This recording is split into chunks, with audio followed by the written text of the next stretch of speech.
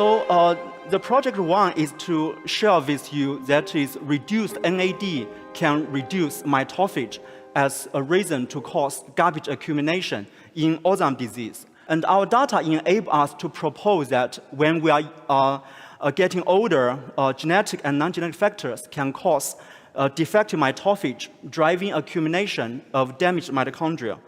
This pathway I would like to highlight may not sufficient to cause Alzheimer's disease. We still need A-beta and tau-related ApoE4 or TREM2 to working together and cause neuronal dysfunction and impaired phagocytotic capacity of microglia, a cell type which can also clean the garbage, as well as increased inflammation as evidenced by this NLRP3 caspase-1 pathway. This may finally causes neurodegeneration and brain atrophy. So how we show impaired mitophagy if it's not a sufficient driver but a risk factor of Alzheimer's disease? Because when we pharmacologically, like using NAD or uronidase A, or genetically reinstall impaired mitophagy, we saw improved mitochondrial homeostasis, increased neuronal function, and improved garbage clearance by microglia, as well as reduced intracellular tau and A-beta, and finally, memory improvement. So when we got this paper published, Nature Review Drug Discovery had a commentary. In view of the current failure in drug development, even the recent success on anti-A-beta antibodies, but they only had very minor benefits. The reason is because Alzheimer's disease is caused by many things like tau, A-beta, inflammation, as well as energy deprivation. However, if you're targeting on mitophagy induction, you can dramatically improve all those risk factors. And we believe this could be a more efficient way rather than to targeting on one risk factor. And here I want to give you a few information on how the small molecule NAD+ can induce mitophagy. Before I do that, I think Professor Torin Finkel's group has did a good job, a lot of pioneering work on how NAD can induce autophagy. So NAD, the small molecules, has been shown to be dramatically reduced in animal models, while the data in humans are a little bit not so strong, but they are still evidence. It could be caused by reduced production as well as increased consumption, like through CD38, PARPs, among the others. To understand how NAD is reduced when we are getting older, it's important to understand how it is produced.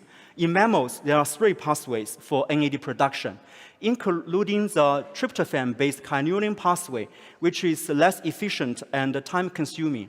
Press-handled pathway using nicotinic acid, which can cause itching and flushing to some of the people. And the most very well studied recent years, it is a salvage pathway. So NAD being digested to nicotinamide converts to nicotinamide mononucleotide, and finally NAD+. Nicotinamide riboside itself also is another independent precursor of NAD.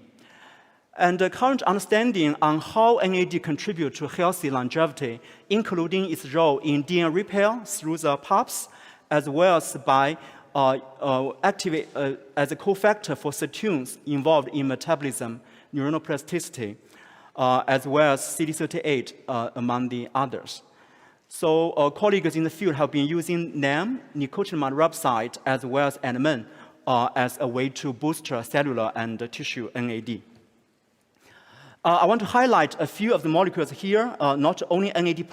For example, cyanuric acid is a neuronal protective intermediate, while quinonitic acid is a neuronal toxicant. For example, this year, in collaboration with our clinician, we had a 12-year follow-up on Alzheimer's disease.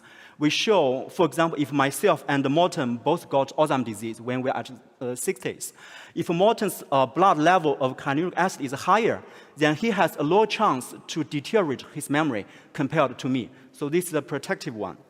And in collaboration with a geriatrician in Norway, we have been showing that for the hip fracture caused delirium, if the individual has higher quinolinic acid, it associated with like a bad recovery and increased mortality. So highlights the importance of basic research on clinical applications.